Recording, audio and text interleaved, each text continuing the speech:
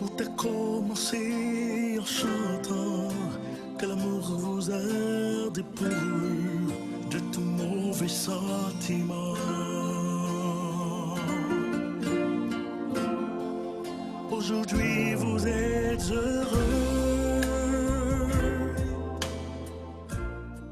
Aujourd'hui, c'est la deuxième session et la dernière session.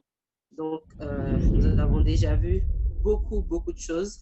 Nous aurons un replay parce que le séminaire est enregistré. Donc, nous vous donnerons de plus amples informations sur comment vous pouvez suivre ce séminaire prochainement. Amiel, est-ce que tu es là? Je te laisse la parole pour la suite. Ok, donc on va continuer par la grâce de Dieu. On arrive à la fin, on va voir les 4 dernières étapes. En réalité, on va en voir 2 en profondeur et les 2 autres vont être assez rapides. Alors, on en était à ici. Hop là. Est-ce que vous voyez? Oui. Ok, parfait. Prions rapidement ensemble. Prions. Notre Père Céleste, notre Dieu, notre Père, notre Roi, je te remercie déjà pour tout ce que tu as fait. Nous savons, Seigneur Dieu, que tu es au pilotage, Seigneur Dieu, de ce moment, de ce séminaire. Veuille bénir abondamment le ministère, ma famille, bénédiction, ma bénédiction, ainsi que toutes les personnes qui sont impliquées de près ou de loin. Que tu puisses à cet instant nous remplir de ton Saint-Esprit encore une fois, afin que nous puissions entendre, comprendre. Prends possession de moi totalement, Père, je me soumets à toi entièrement, afin que tu parles à travers moi, Jésus. Amen. Alors, on a vu donc l'intérêt, ce qui devait provoquer en nous l'intérêt, et je remercie d'ailleurs les frères et sœurs qui posent des questions qui sont très pratiques, parce que moi, mon désir, c'est qu'on soit très pratico-pratique. Il y a des sujets qui doivent être traités aussi au cas par cas, mais c'est bien que vous les posiez. Comme ça peut être encore plus pratique par la grâce de Dieu. Donc, il y a une phase d'intérêt, on a vu ensemble, qui, lorsqu'on a vu cet indice minimum des caractéristiques que la personne avait et qu'on a testé ça dans des groupes, qu'on a vu ça dans des groupes, qu'on a l'avis aussi de personnes spirituelles, qu'on voit un petit peu comment ça se passe dans la communauté. On doit aller plus loin puisqu'on doit avoir la possibilité d'avoir des conversations privées. Et là, en fait, il y a une demande qui est faite directement aux parents. On en a parlé tout à l'heure. Une fois donc que cette demande a été acceptée, avec les conditions du père et de la mère, on entre dans une phase où ce que j'ai appelé les fréquentations amicales, ce qu'on appelle en anglais le courtship, qu'on pourrait dire courtiser, mais moi je préfère appeler ça les fréquentations amicales, où durant cette période, on va voir qu'en réalité, on est amis.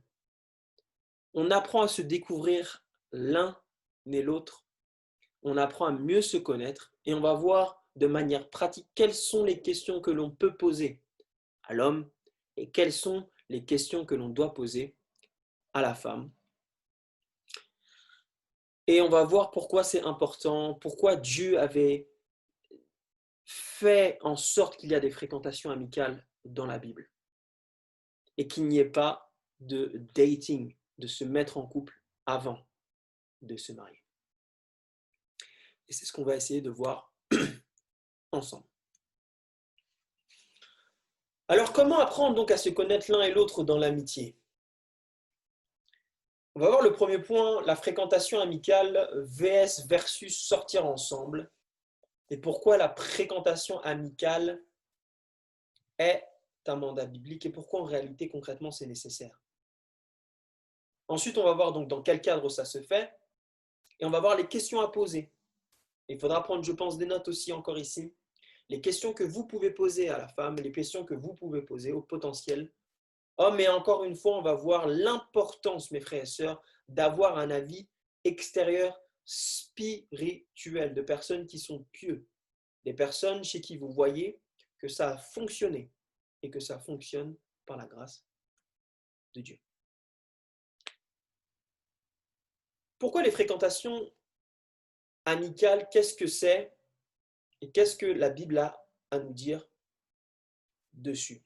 J'aimerais vous lire deux citations d'Ellen White qui se trouvent dans Adventist Home, donc Foyer chrétien, la page 55, qui nous dit ceci. Les idées de fréquentation ont leur fondement dans des idées qui sont erronées concernant le mariage. Et elle nous décrit en réalité ce que c'est la fréquentation du monde, dating. Elle dit ils suivent l'impulsion et une aveugle passion. Retenez bien ça. Impulsion et aveugle passion. Elle dit la parade nuptiale se déroule dans un esprit de quoi? De flirt. Les parties violent fréquemment les règles de modestie et de réserve, j'aurais pu le surligner, et sont coupables d'indiscrétion s'ils ne violent pas, etc., la loi de Dieu. Le dessein de Dieu haut, noble, élevé de Dieu dans l'institution du mariage n'est pas discerné. Donc les affections qui sont pures du cœur, les traits de caractère les plus nobles ne sont pas développés. Elle dit pas un mot ne doit être prononcé, pas une action effectuée, que vous ne voudriez pas que les saints anges regardent et inscrivent dans les livres ci-dessous. Vous devriez avoir un œil unique sur la gloire de Dieu. Le cœur ne devrait avoir qu'une affection comment? Pure et sanctifiée, digne des disciples de Christ, exalté dans sa nature, etc., etc. Elle dit que tout ce qui est différent de cela est avilissant, dégradant pour la cour, et le mariage ne peut pas être saint et honorable aux yeux de qui? Aux yeux de Dieu, aux yeux d'un Dieu qui est pur et saint, à moins que ce ne soit selon quoi? Un mot qui revient qu'on aime bien, selon le principe biblique exalté. Elle conclut en disant les jeunes font trop confiance à quoi? À l'impulsion. Ils ne doivent pas se donner trop facilement, ni être captivés facilement par l'extérieur gagnant de l'amant.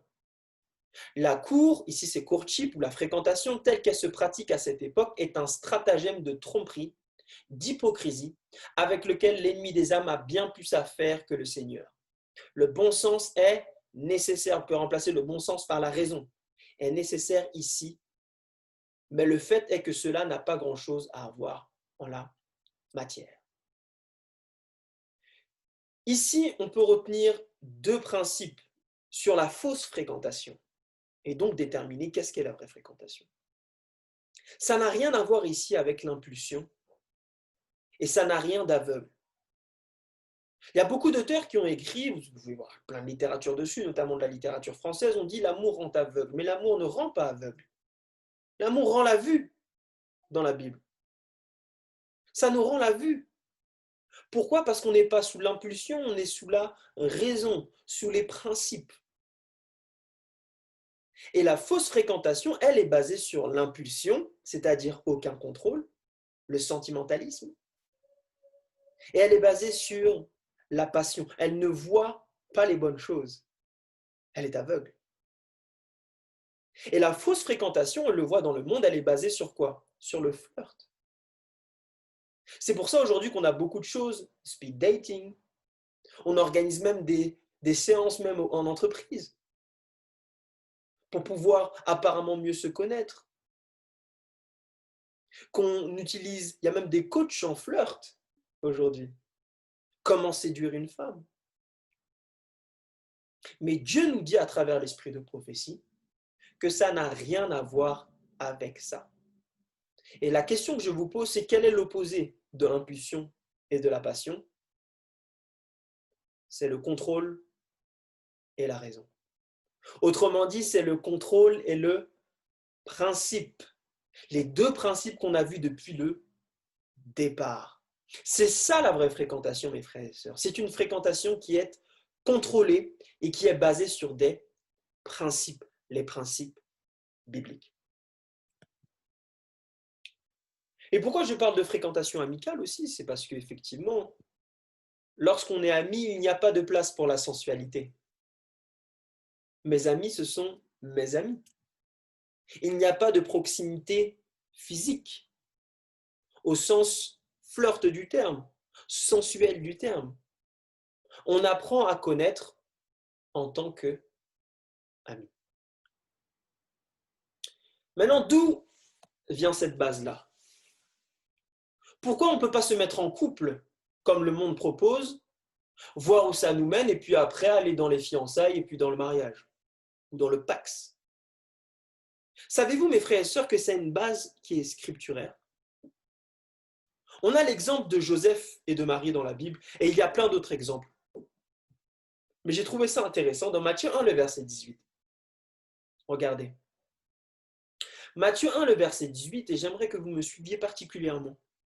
Voici de quelle manière arriva la naissance de Jésus-Christ. Marie, sa mère, ayant été fiancée à Joseph, se trouva comment? Enceinte par la vertu du Saint-Esprit, avant qu'ils eussent habité ensemble. Ça, c'est la version du second. OK?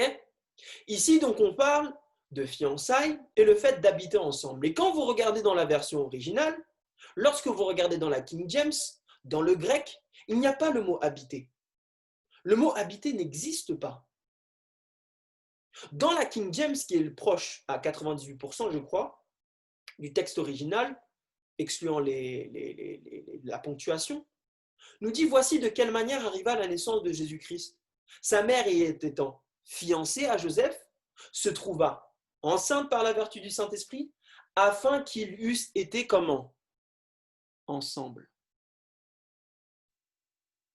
Maintenant, peut-être qu'on n'a pas bien compris ce que ça veut dire. Ça veut dire ici concrètement que Joseph et Marie sont considérés ensemble seulement à partir de quand? Des fiançailles qui emmènent au mariage. Ici, il n'est pas question de couple avant les fiançailles et le mariage. D'ailleurs, si vous regardez toutes les histoires dans la Bible, regardez toutes les histoires de mariage, toutes les histoires où il y a eu des relations. Il n'y a aucune histoire dans la Bible, mes frères et sœurs, où on parle d'être en couple avant. C'est rencontre, fiançailles, mariage. Rencontre, fiançailles, mariage. Il n'y a pas de phase de couple, de speed dating, de dating. On se met en couple et on regarde où ça nous mène. Il n'y a pas d'intimité. Non, il n'y en a pas. Pourquoi? Parce que la fréquentation biblique, c'est une fréquentation qui est amicale plus. C'est-à-dire que vous essayez de connaître la personne pour voir s'il y a possibilité et si Dieu se plaît dans cette possibilité. Alors certains vont dire, oh, c'est old school et tout. Pourquoi j'ai besoin de faire une fréquentation amicale? Pourquoi on a besoin d'être amis? Pourquoi on ne peut pas se mettre en couple avant? Eh bien, vous savez, mes frères et sœurs, et particulièrement les femmes, on avait vu ensemble la côte, ce qui préserve le cœur. Vous êtes les pros à ce niveau-là. La Bible nous dit dans Proverbe 4, le verset 23, « Garde ton cœur plus qu'autre chose. » Oh, je dis ça tous les jours, à toutes les sauces à ma fille, tout le temps. Elle mange, Proverbe 4. Je lui dis ça parce que c'est un verset qui est trop important. La Bible nous dit « Garde ton cœur plus qu'autre chose. » Essayez de réfléchir avec moi. Pourquoi garder son cœur, c'est si important dans la fréquentation? Pourquoi Dieu a désigné, a mis en place la fréquentation amicale? Si, imaginez-vous, il y a un non-lieu, en checkant, et on va voir les questions, en priant ensemble, Dieu vous a révélé XXXXX, et vous faites le choix, non, pas pour moi. Lui, pas pour moi, elle, pas pour moi. En cas de non-suit, si vous avez déjà entamé une relation, si vous êtes déjà engagé émotionnellement, si vous vous êtes déjà engagé physiquement, si vous vous êtes déjà engagé sexuellement, si même vous vous êtes déjà engagé même financièrement, il y a des gens qui... Moi, je connaissais un gars, c'est au Canada en plus, mais je ne vais pas dire qui. Mais c'est dans la partie anglophone, donc il n'est pas là, c'est pas grave. C'est mon pote, c'est pas grave. Mais regardez, avant de se fiancer, il avait ouvert une entreprise avec la potentielle. Ils avaient fait un 50%. Et puis, une semaine avant le mariage, bam, La nouvelle est tombée. Dieu lui a révélé qu'en réalité, la femme lui volait de l'argent. Il a mis fin à tout ça, mais aujourd'hui, il galère encore avec le problème de l'entreprise. Galère d'argent. Gloire à Dieu, heureusement qu'il y a une église qui aide encore ses membres et des membres fidèles par la grâce de Dieu, des vrais serviteurs de Dieu qui l'aident, mais il a appris de sa leçon, je vous assure. Mais qu'est-ce qui s'est passé concrètement? Leurs cœurs n'ont pas été préservés.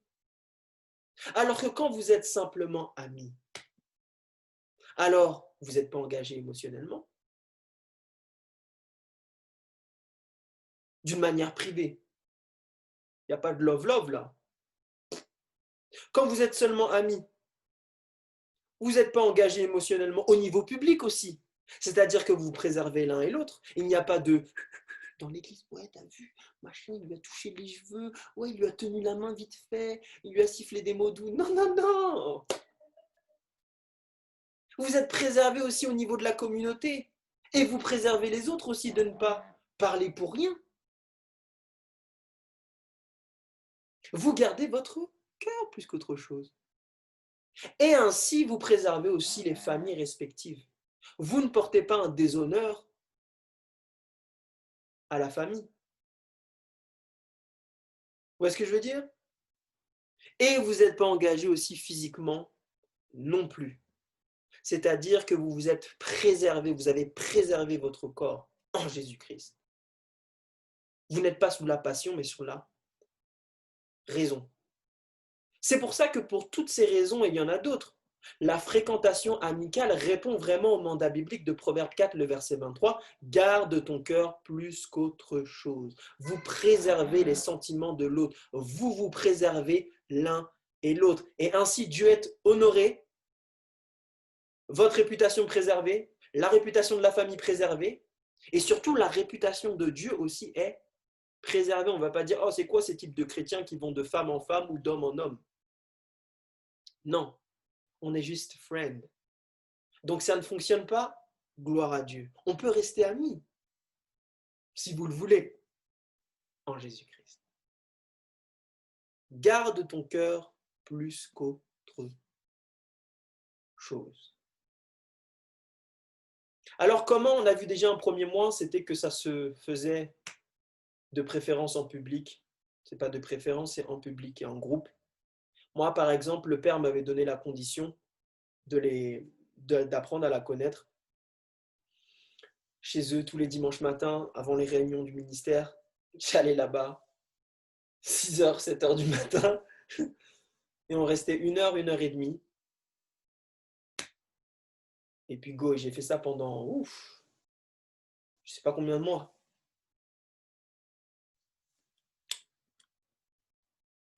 Mais il y a aussi quelque chose lorsqu'on parle de fréquentation, et on en avait parlé avec d'autres qui expérimentent aussi cette chose-là actuellement. Il y en a par la grâce de Dieu. Lorsqu'on parle de fréquentation, il y a un point qui est très important, mes frères et sœurs, et c'est celui de ne pas discuter tard la nuit. Alors on va dire, c'est anodin, etc. Mais Ellen White est très claire lorsque vous lisez pareil, Adventist Home, la page 56, je vous donne les pages en anglais, 56 et 59. Elle dit ceci, l'habitude de s'asseoir tard le soir est habituelle, mais cela ne plaît pas à Dieu. Dans le contexte ici du courtship, la fréquentation. Même si vous êtes tous les dieux chrétiens, celles-ci, les heures intempestives, regardez ce qu'elle dit, nuisent à la santé, ne permettent pas à l'esprit de s'acquitter des tâches le lendemain, et c'est vrai, et ont une apparence de mal. Pourquoi une apparence de mal? Parce que vous parlez la nuit, les gars. La nuit. Je parle surtout aux hommes parce qu'on aime trop faire ça. Elle dit, mon frère, et en plus elle parle à un homme, c'est pas anodin, j'espère que vous avez suffisamment de respect pour vous-même, pour éviter cette forme de fréquentation. C'est une forme de fréquentation. Elle dit, les anges de Satan veillent auprès de ceux qui consacrent une grande partie de la nuit à la cour, c'est-à-dire à courtiser la femme. Pourraient-ils avoir leurs yeux ouverts? Ils verraient un ange enregistrer leurs paroles et leurs actes.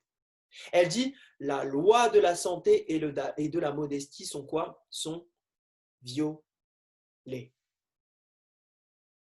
Elle dit plus tard, un peu plus loin, Dieu est déshonoré quand les hommes et les femmes se déshonore, etc., etc. Je ne vais pas lire toute la citation, mais je pense que vous avez compris. Lorsqu'on courtise dans la fréquentation et que vous êtes amis, que vous apprenez à découvrir et à connaître l'autre en public et d'après les conditions que vous avez avec le Père, ok? Et après, si le Père vous donne l'autorisation en privé, sous certaines règles, c'est lui, ok? Parce que c'est déjà arrivé, ça arrive souvent aussi. Eh bien, vous avez aussi cette responsabilité-là d'éviter de discuter la nuit. Vous savez, la nuit, c'est là où il arrive tout un tas de trucs. Boîte de nuit. La nuit, c'est là où, même physionomiquement parlant, on est censé dormir, mes frères et sœurs. Et c'est là où on peut avoir des discussions qui sont dérangées, parce qu'il fait nuit. Ok? Et dit que ce genre de discussion-là ne devrait pas être réservé à des amis, entre guillemets. Dans la fréquentation, j'entends. Et elle dit en réalité qu'on viole d'une les lois de la santé, parce qu'effectivement, et j'ai un frère qui m'a encore rappelé ça, Joëlla, qu'effectivement, lorsqu'on ne dort pas assez, l'espérance de vie diminue. Vous imaginez? Pareil que quand on fume, c'est incroyable. Loi de la santé. Donc on déshonore Dieu. Et elle dit les lois de l'immodestie aussi, c'est-à-dire qu'on ne se respecte pas nous-mêmes, en réalité. C'est sans doute un privilège qu'on a, discuter avec sa femme le soir, c'est sans doute un privilège qu'il faut avoir, en respectant les lois de la santé, bien évidemment, avec sa femme. Donc homme, femme, lorsque vous êtes dans la fréquentation, ça va vous éviter beaucoup de soucis, beaucoup de dérapages, beaucoup de mots inappropriés, beaucoup de comportements inappropriés en ne discutant pas le soir, la nuit, tard dans la nuit. Maintenant, quelles sont les questions à poser sur l'homme? Eh bien, figurez-vous que Ellen White, il y a tout dans ses livres. Et on en parlera peut-être à la fin, les littératures que je recommande grandement. Il y a tout. Lorsque vous lisez ses écrits, il y a un livre en particulier qui s'appelle Lettres aux jeunes et... Ouais, c'est Lettres aux jeunes hommes et aux jeunes femmes. Letter to the young, etc. Letters to Young Lovers. Voilà, ok, c'est celui-là. À lire grandement.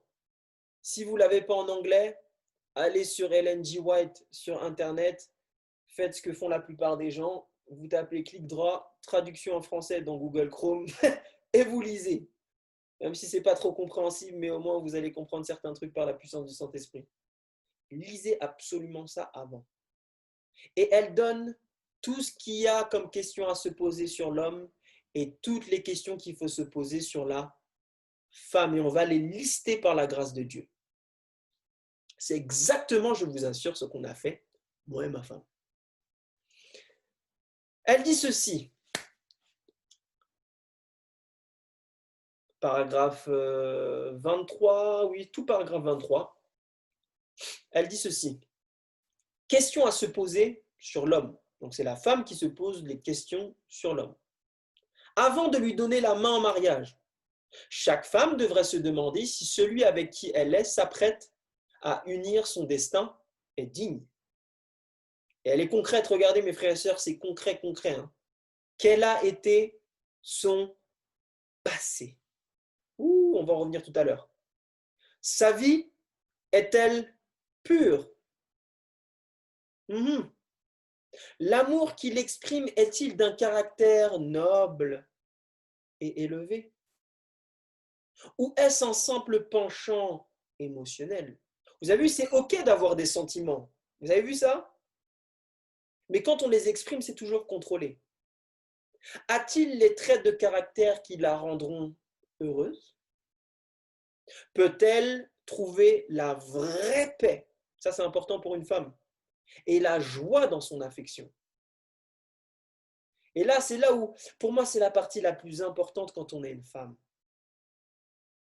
Sera-t-elle autorisée à préserver son individualité ou doit-elle abandonner son jugement et sa conscience au contrôle de son mari? Je vous assure, Ellen White, dans Foyer chrétien, conseil sur la conduite de la sexualité aussi, et sur la lettre qu'elle envoie aux jeunes, il y a je ne sais pas combien de chapitres sur les maris autoritaires. Moi, c'est quelque chose que je lis le matin. Ok? Parce qu'il faut bien lire ça, c'est très important. Parce que nous, les hommes, on a une tendance à vouloir contrôler les choses. Et c'est ok, c'est bon. Mais on ne doit absolument pas détruire l'individualité de l'autre. Elle appartient à Dieu. Elle dit, en tant que disciple du Christ, elle n'est pas la sienne, elle a été achetée avec un prix. Peut-elle honorer les revendications du Sauveur comme suprême, c'est-à-dire, est-ce que Dieu est son souverain suprême ou c'est son mari? Le corps et l'âme, les pensées et les buts seront-ils préservés, purs et saints? Ces questions, elle dit-elle, ont une incidence vitale sur le bien-être de chaque femme qui entre dans le mariage. Elle dit que les questions soient soulevées. Cette union m'aidera-t-elle vers le ciel? Augmentera-t-il mon amour pour Dieu? Et oui. Élargira-t-il ma sphère d'utilité dans cette vie? J'ai tout récapitulé, vous inquiétez pas. Si ces réflexions ne présentent aucun inconvénient, alors, dans la crainte de Dieu, avancez. Et moi, c'est ce que je dis aux couples.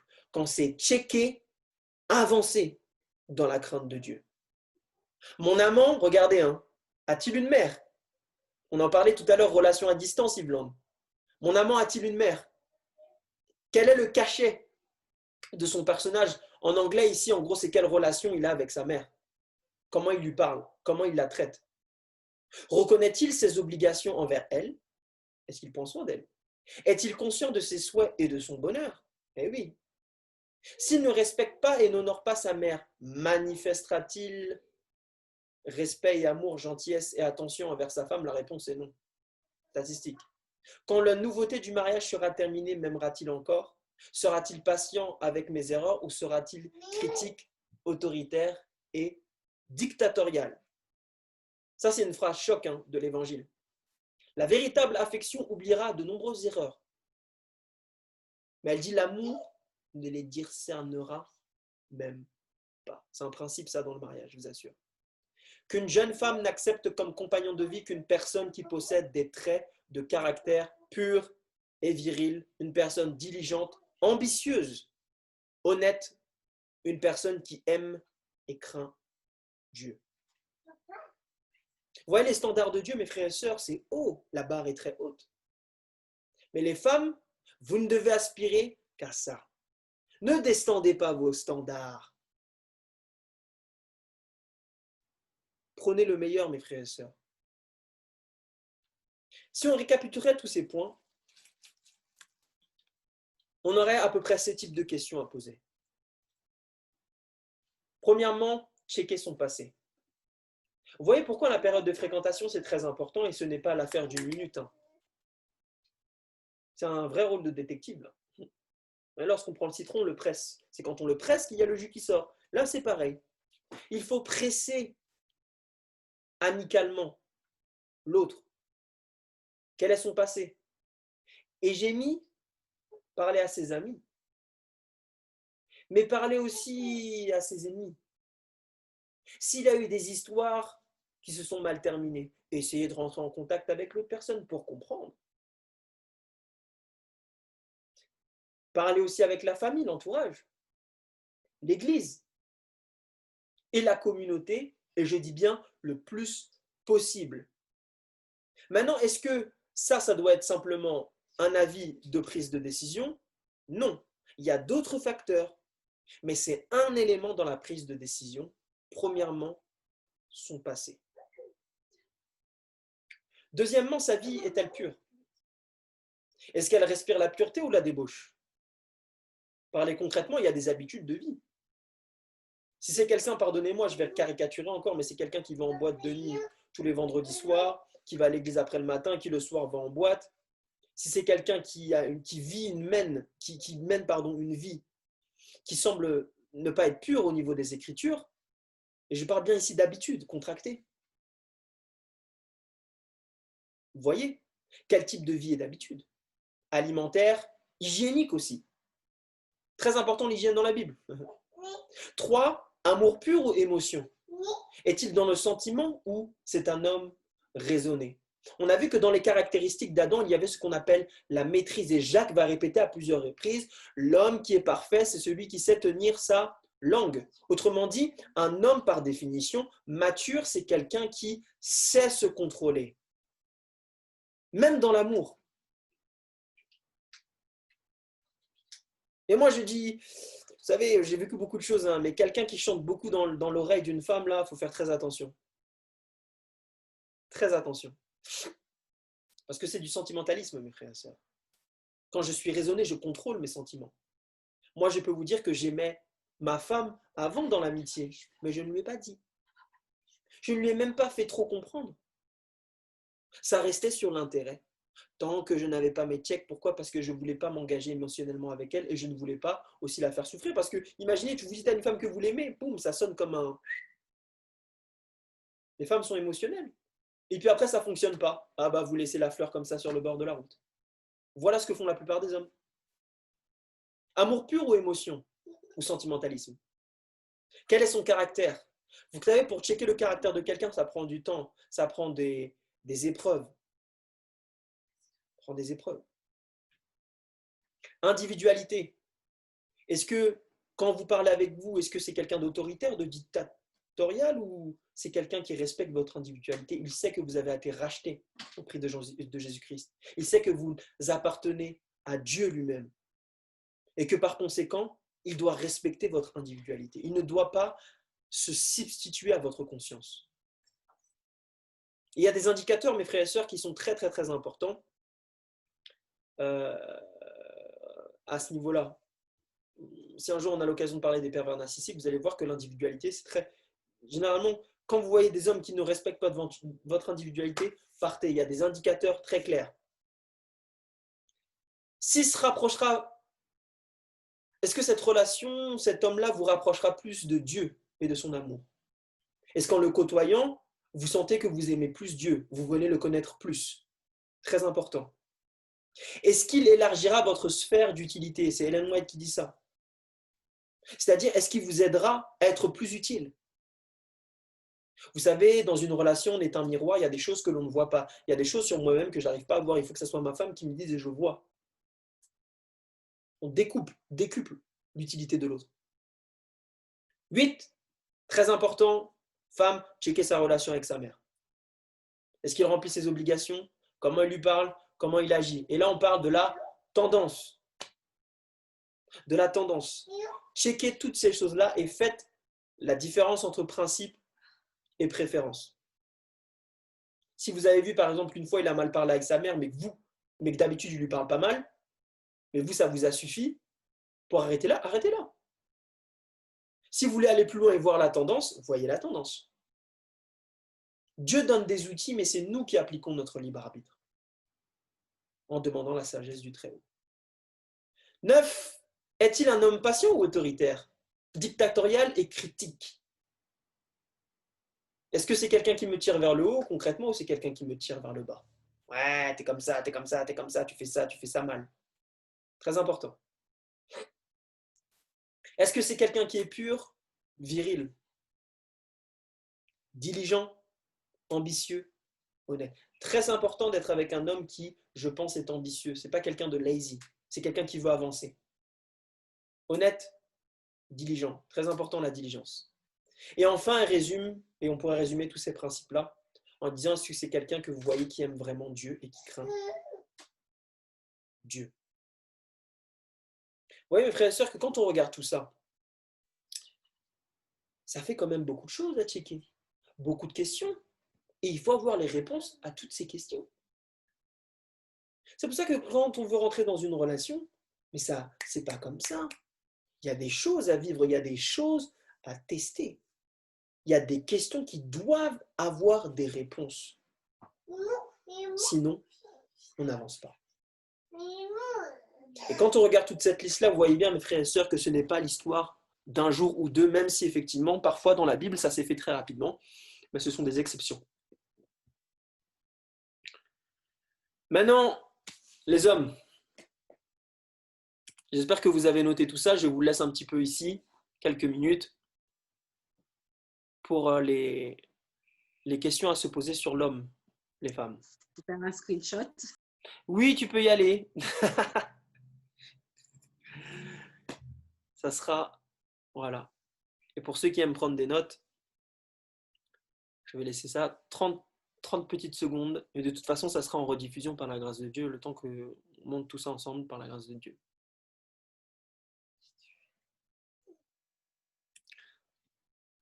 Alors, question à se poser sur la femme, les hommes. Et soyez pas jaloux. Vous allez voir que la liste est beaucoup plus petite.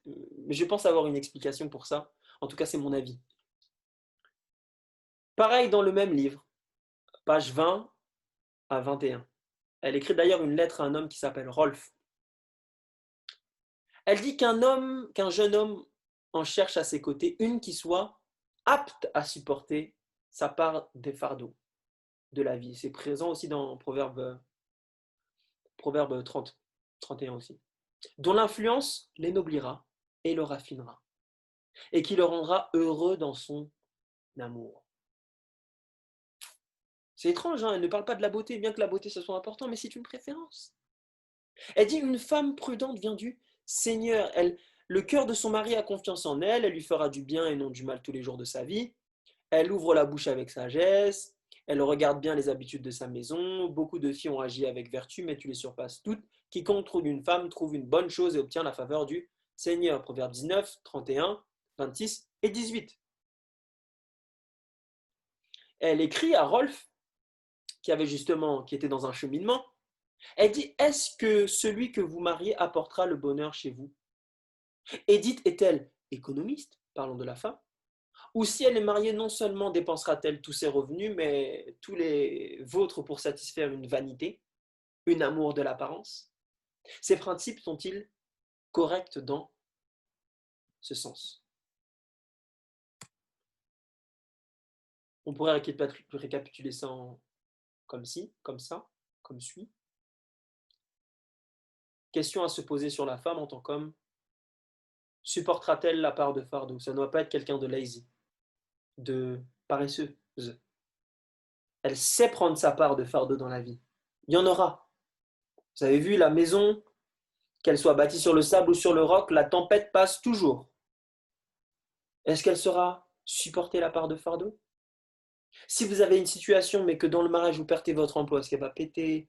Excusez-moi, est-ce qu'elle va... elle va se dire, mince, pardonnez-moi. Ou est-ce qu'elle va prendre cette part de fardeau-là avec vous? Est-ce que son influence vous ennoblit ou est-ce qu'elle vous rend animal? Est-ce qu'elle vous raffine? Est-ce que vous êtes un meilleur homme avec elle? Est-ce qu'elle vous rendra heureux? 3, c'est très important. On veut tous être heureux. Et 4, est-ce qu'elle est économiste? C'est-à-dire, est-ce qu'elle sait économiser de l'argent? Donc, il y a un check financier à faire. Et moi, je rajoute cela que j'ai fait moi-même. Est-ce qu'elle veut des enfants ou pas? C'est important pour moi. Si oui, combien? Ce sont des principes pour moi. Éducation à la maison ou pas? Sinon, pourquoi? Et si oui, pourquoi? Quel modèle familial elle attend? Quel rôle elle attend de moi? Et quel est aussi son rôle en tant que femme? Comment elle voit son rôle en tant que femme? Donc voilà un petit peu les questions que vous devez poser et dont vous devez avoir des réponses concrètes avant d'entamer. Et je dis bien évidemment, mes frères et sœurs, il y a certaines choses que vous n'aurez que les mots. Mais encore une fois, c'est à vous de faire votre choix. C'est à vous, sous le conseil du Saint-Esprit, d'avancer ou de ne pas avancer quand vous avez les réponses. Parce que l'amour, c'est toujours un risque, mes frères et sœurs. C'est aussi quelque chose où on progresse. Mais il y a des indicateurs. Vous pouvez voir si la personne supporte sa part de fardeau, comment elle est dans sa vraie vie lorsque la tempête arrive dans sa propre vie. Comment gère-t-elle son argent? Vous pouvez voir. Etc. Etc. Donc voilà les questions qu'il faut se poser sur la femme quand on est un homme. Et c'est intéressant de voir qu'il y en a moins que les hommes. Je pense, et c'est mon avis personnel, que la femme est beaucoup plus préparée au mariage que l'homme. L'homme est, on va dire, il y a beaucoup plus de trucs qu'il doit apprendre. La femme aime plus facilement que l'homme. C'est pour ça que lorsque vous lisez bien Éphésiens 5, on dit bien mari, aimez vos femmes, mais on ne dit pas femme. Vous voyez? C'est parce que la femme a. Ils apprennent ça. Ils ont ça. Je sais pas, ils ont ça.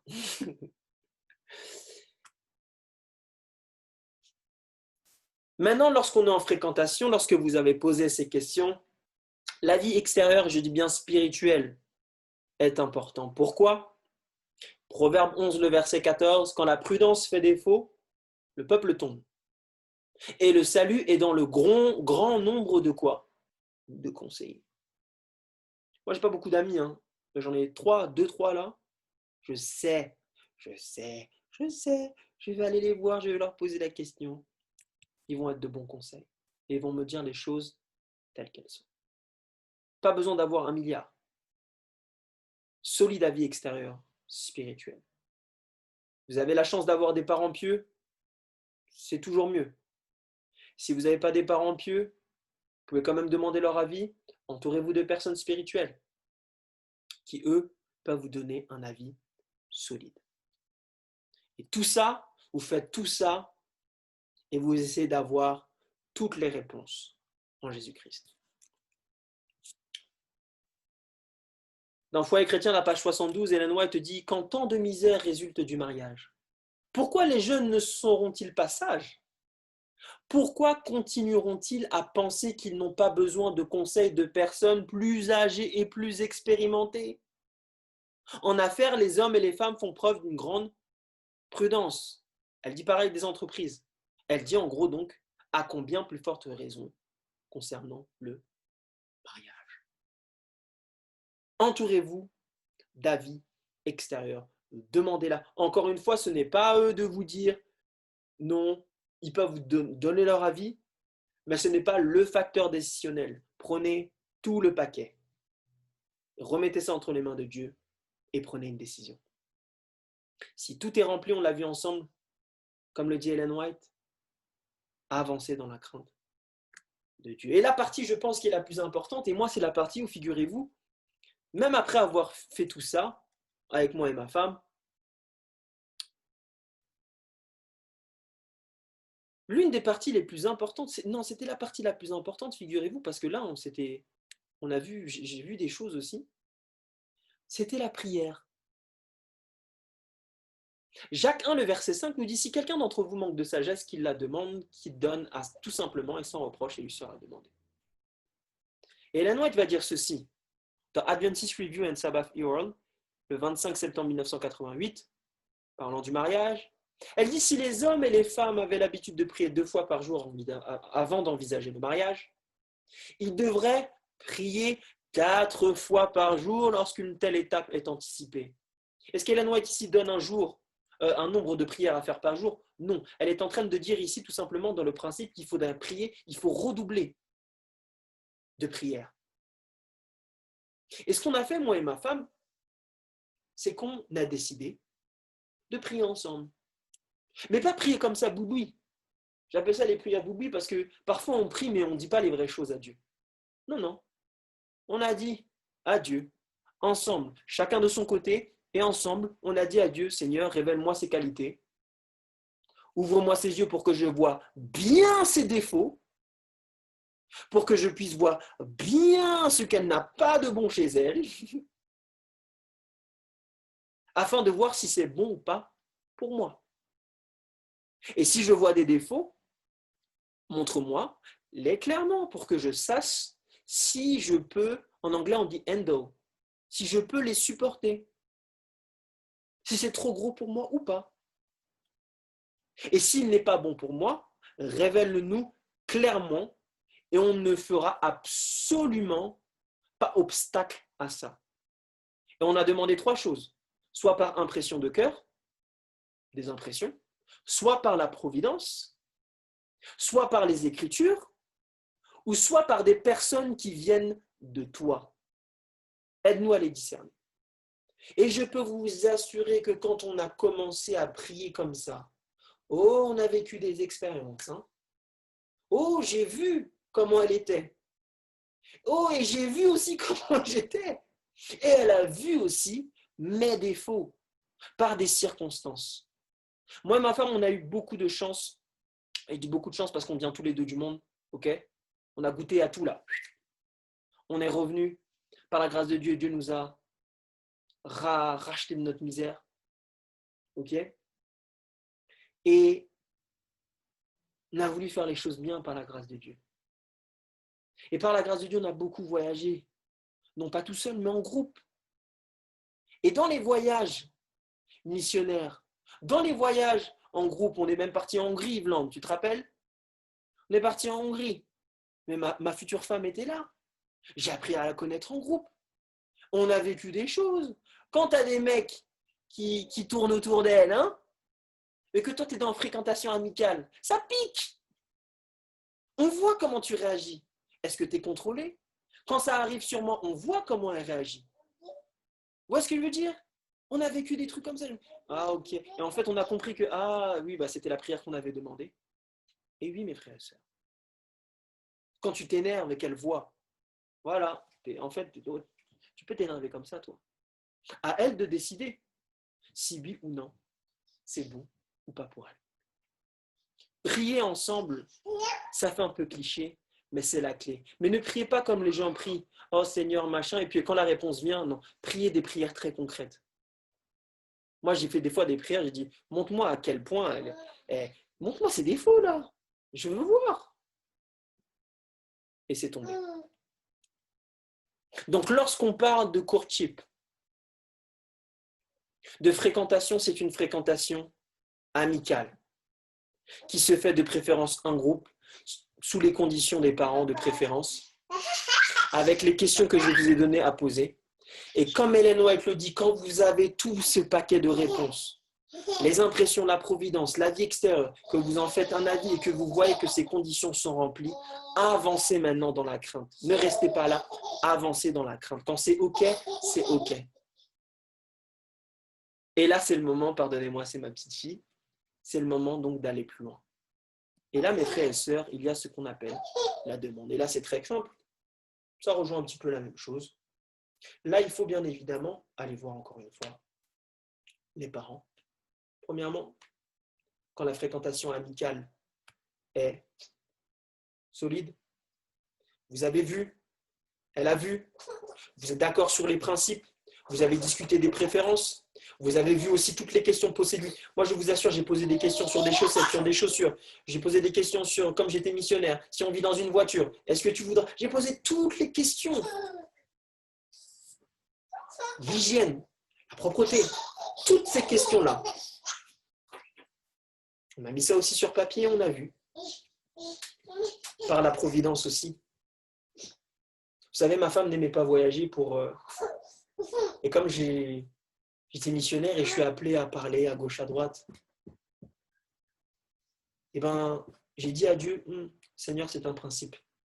Si cette femme-là n'aime pas le voyage missionnaire, c'est mort. C'est mort. Et puis, on est parti au Rwanda, ensemble avec un groupe de Français. Dieu a permis qu'elle parte au Rwanda alors qu'elle n'était pas trop… Et en revenant du Rwanda, c'était la dernière condition. J'ai dit à Dieu, Seigneur Dieu, il y a tout ça, tout est OK, tout est correct. Mais Seigneur Dieu, il manque cette seule chose-là, je ne peux pas. Ça voudrait dire que c'est en total désaccord avec mon appel. Et vous savez ce qui s'est passé? En revenant du Rwanda, première chose qu'elle me dit, j'aimais pas le voyage missionnaire, Amiel. Mais j'aime ça maintenant. C'est ce que je veux faire. Là, j'ai dit à Dieu, Seigneur. Je ne lui ai jamais dit ça en plus, j'ai simplement dit à Dieu. J'ai dit, Seigneur, check. Allez, au retour du Rwanda, on s'est fiancés. Immédiatamente. Comme je vous l'ai dit, quand c'est checké, il faut y aller. Il faut y aller. En plus, vous savez, quand on prêche, vaut mieux avoir une femme. C'est tout, vaut mieux. C'est ce que j'aurais à dire. Vaut mieux. Et aller voir les parents et respecter ses conditions. Son père m'avait dit comme condition, et j'ai terminé, je vous assure. Elle m'avait dit, ne lui parle pas pendant une semaine, je veux voir si tu es sous la raison ou sous l'émotion. Je dis, tout ce que tu veux, Joseph. On n'a pas parlé. On s'est fiancés. Et par la grâce de Dieu, on s'est mariés, on a eu une fille. J'aimerais conclure en vous disant juste ça. Mes frères et sœurs, et j'ai terminé. La Bible nous dit dans Habakkuk 2, le verset 14, c'est une prophétie. La Bible nous dit que la terre sera remplie de la connaissance de la gloire de Dieu. Comme le fond de la mer par les eaux qui le couvrent. Vous savez comment le fond de la mer couvre les eaux là? Partout. Dieu dit qu'à la fin des temps, ça sera rempli de la connaissance. Mes frères et sœurs, voici les standards que Dieu a donnés à son peuple. Et il désire remplir la connaissance, remplir la terre de la connaissance de sa gloire par vous et moi. Quelle folie! À travers des individus en Jésus-Christ, mais surtout à travers des foyers, mes frères et sœurs, qui sont bâtis non pas sur le sable, mais sur le roc. La seule chose que j'ai à vous dire, et j'arrête là, promise, faites confiance à Dieu. Femmes, ne baissez pas les standards pour X personnes. Vous avez de la valeur aux yeux de Dieu. Une valeur à un tel point que Jésus-Christ est mort pour vous. Hommes aussi, vous avez de la valeur aux yeux de Dieu. À un tel point que Christ est mort pour vous. C'est pourquoi vous devez avoir le mieux. Et le must, c'est ce qu'on a vu en Jésus-Christ. Faites confiance à Dieu. Ne faites pas confiance à vos sentiments. Faites confiance à Dieu et en ses standards. Et vous allez voir, je vous l'assure, je viens du monde, mes amis. Ma femme vient du monde. Quand on est en Jésus-Christ et qu'on décide de placer sa confiance en lui et dans ses principes, vous allez découvrir, et vous découvrez pour ceux et celles qui sont déjà dans le mariage, et qui apprennent, et moi j'apprends tous les jours, ce que c'est véritablement être heureux en Jésus-Christ. Alors mon appel, il est clair et simple. Faites juste confiance à Dieu, et vous allez voir, testez, et voyez à quel point l'Éternel est bon. Amen. Amen, amen. Merci beaucoup, Amiel. Merci beaucoup. Il est 19h07 ou encore 13h07. Nous n'avons vraiment pas le temps de questions-réponses. Donatella, est-ce que tu vas m'en vouloir si je ne te laisse pas la parole? Donna? Je comprends, c'est bon. D'accord, merci beaucoup. Alors, Amiel avait donné son email la dernière fois, amiel1888@gmail.com. C'est bien ça, Amiel? Tu vas l'écrire dans le chat encore une fois. Si je vais l'écrire dans le chat, mais je suis obligé de te couper la parole, pardonne-moi. La sœur a posé une question très importante. Elle a demandé si c'était possible, même avec un début chaotique. Oui, c'est possible, ma sœur. Oui, c'est possible, mon frère. Dieu peut toujours corriger ce qui est brisé. C'est sa spécialité. J'ai vu des personnes qui étaient dans l'adultère. Dieu a réparé, ils sont restés mariés au nom de Jésus-Christ. Donc, ne désespérez pas, remettez ça entre les mains de Dieu. Et même si le départ est chaotique, Le plus important, ce n'est pas comment vous commencez, c'est comment vous terminez en Jésus-Christ. Amen. Amen. Amen. Merci beaucoup. Alors, nous avons passé, on va dire, en total 6 heures dans cette formation. 3 heures la semaine dernière et encore 3 heures aujourd'hui. C'était intense, c'était beaucoup d'informations, beaucoup de nouvelles choses qu'on peut dire, beaucoup de choses à lire aussi avec tous les livres qu'on a cités là, des citations d'Ellen White, de Foyer chrétien, de Letters to Young Lovers et aussi de Ministry of Healing. Je crois que c'est, comment on appelle ce livre en français? En fait, le Ministry of Healing, on l'a en français, je ne me rappelle plus du nom, mais ce sont des livres que vous pouvez avoir sur votre téléphone parce qu'il y a l'application Ellen White. Pour ceux qui ne l'ont pas, c'est l'application avec EGW. Vous allez sur Google, vous tapez l'application Google Play ou voilà. Voilà, ministère de la guérison, merci du Carmel, donc Ministry of Healing, je n'arrivais même plus à traduire. Alors, Amiel nous a proposé, je vais essayer de les lire rapidement pour ceux qui ne peuvent pas lire en même temps. Alors, Foyer chrétien, excusez-moi. Alors, il y a le Foyer chrétien, le message à la jeunesse. Il y a aussi Letters to Young Lovers. On vient de parler beaucoup de choses. Il y a le livre Éducation. D'ailleurs, on est en train de parler éducation tout ce trimestre dans le questionnaire de l'école du sabbat. Donc, tous ces livres-là, si vous ne les avez pas, il y a aussi conseils sur la sexualité et l'adultère aussi de Ellen White. Donc, tous ces livres-là, ce n'est pas la peine si vous ne les avez pas en papier parce que les versions électroniques existent gratuitement sur le net, existent gratuitement sur votre smartphone si vous en avez un.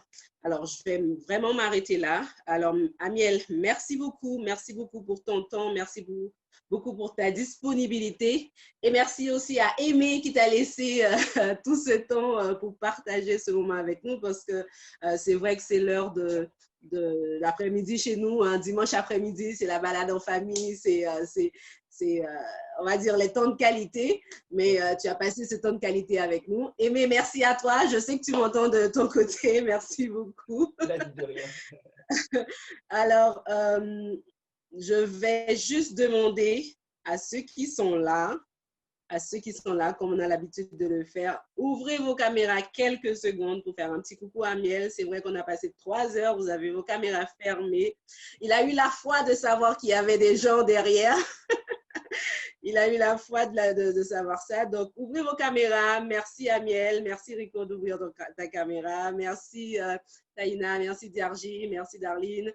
Alors, merci Donald, merci Cassandre, merci à tous, merci Day, à tous ceux qui ont pu faire un petit coucou à Amiel. En tout cas, merci beaucoup. Rendez-vous une prochaine fois, je ne sais pas quand, mais en attendant, vous avez de quoi faire. En attendant, vous avez de quoi lire. En attendant, vous avez des questions à envoyer à Amiel par mail. Je ne suis pas responsable de cette partie-là. Amiel, je vais te proposer de prier pour nous, vraiment de prier pour nous, une prière d'intercession pour que toutes les personnes qui ont écouté ce séminaire, si ce sont des personnes engagées ou non, des personnes mariées, des personnes qui sont dans un cheminement potentiel, dans un cheminement déjà bien établi, que tout puisse se faire par la grâce de Dieu. Et si on est dans un chemin, on va dire, qu'on ne devait pas être, que Dieu nous ramène et que tout se fasse pour sa gloire. Merci beaucoup. Amen. Prions ensemble.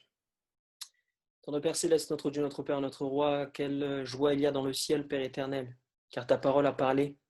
Nous savons que c'est par ta parole que tu as créé. Ô Seigneur Dieu, ta parole nous dit que tu as créé par ta parole, Père éternel. Nous te prions à cet instant de créer en nous le vouloir et le faire. Le vouloir, Seigneur Dieu, de te plaire en toutes choses, peu importe le prix. Peu importe, Seigneur Dieu, qu'il y a en face, qu'il y a derrière, qu'il y a à gauche, qu'il y a à droite. mais que Seigneur Dieu, notre désir premier et le plus profond ne soit pas de nous plaire à nous-mêmes, mais de te plaire à toi, car tu es notre Dieu, tu es notre Sauveur, tu es notre avocat. Seigneur Dieu, tu es tout, tout pour nous, Père, et nous te devons tout. Ô Seigneur Dieu, nous ne pourrons jamais te dire assez merci, nous ne pourrons jamais, Seigneur Dieu, repayer toutes les erreurs que nous avons faites, mais nous avons cette seule espérance, que en Jésus-Christ, il est possible de pouvoir t'honorer et te glorifier en toutes choses. Et c'est là notre réponse, Père éternel, à ta grâce. Ce n'est pas, Seigneur Dieu, de continuer à te déshonorer, mais c'est, Seigneur, à continuer de t'honorer en toutes choses. Ô Seigneur Dieu, je prie pour ces jeunes, ces moins jeunes, qui, je sais, ont mal démarré, qui se trouvent même dans une relation, qui ont peut-être du mal, qui ont à cet instant été convaincus qu'il fallait qu'ils arrêtent cette relation. Je te prie au nom de Jésus-Christ que tu leur donnes le courage, s'ils ont vu que cette relation-là était mauvaise, de l'arrêter au nom de Jésus-Christ et qu'ils choisissent de te suivre, toi et toi seul. S'il y en a, Seigneur Dieu, qui sont déjà mariés et tu nous dis dans ta parole que tu haïs le divorce, alors, Seigneur Dieu, ils doivent prendre leur part de fardeau. Je te prie, Seigneur Dieu, de reconstruire, de restaurer tout ce qui a été brisé au nom de Jésus-Christ. Que ce soit la sexualité, que ce soit, Père éternel, les relations, que ce soit même la communication. S'il y a eu adultère au nom de Jésus-Christ, tu es celui qui peut tout réparer. Ô Seigneur Dieu, malgré nos iniquités, nous savons que tu redémarres tout à zéro. Nous te prions, Seigneur Dieu, de nous donner cette mesure de pardon, les uns envers les autres. Ô Seigneur Dieu, je prie pour ce ministère, ma famille, ma bénédiction, qui je pense a été une bénédiction pour chacun d'entre nous. Et je prie particulièrement pour la communauté haïtienne. Seigneur Dieu, tu connais toutes les difficultés. Tu connais, Seigneur Dieu, ce que traverse le pays. Tu connais ce que traverse l'Église. Oh Père, je prie humblement au nom de Jésus-Christ que tu puisses encourager ton peuple. Encourager, Seigneur Dieu, ce magnifique pays qui a besoin de toi. Je te prie particulièrement pour cette jeunesse, particulièrement dans nos églises et particulièrement dans le monde, que tu puisses les amener pleinement à toi afin, Seigneur Dieu, qu'ils te glorifient dans tes standards. Que toute gloire te revienne au siècle des siècles. En Jésus, nous t'avons prié. Amen. Amen, amen. Bon appétit à tout le monde parce que c'est l'heure de manger des deux côtés, que ce soit le déjeuner ou le dîner. Merci beaucoup d'avoir été présent. Nous vous donnons rendez-vous pour une prochaine fois. Le plus proche rendez-vous, c'est demain matin pour notre dévotion. Yes. Ou plutôt ce soir à 9h pour le culte du soir. En fait, quand je dis 9h à Miel, ce n'est pas 9h de chez nous, ce sera 3h du matin. 9h de l'autre côté. Et demain matin pour la dévotion. Soyez bénis tout le monde, que le Seigneur vous bénisse abondamment. Bye bye, au plaisir de manger du riz John avec vous un jour. Ne t'inquiète pas. Ok, bye bye tout le monde.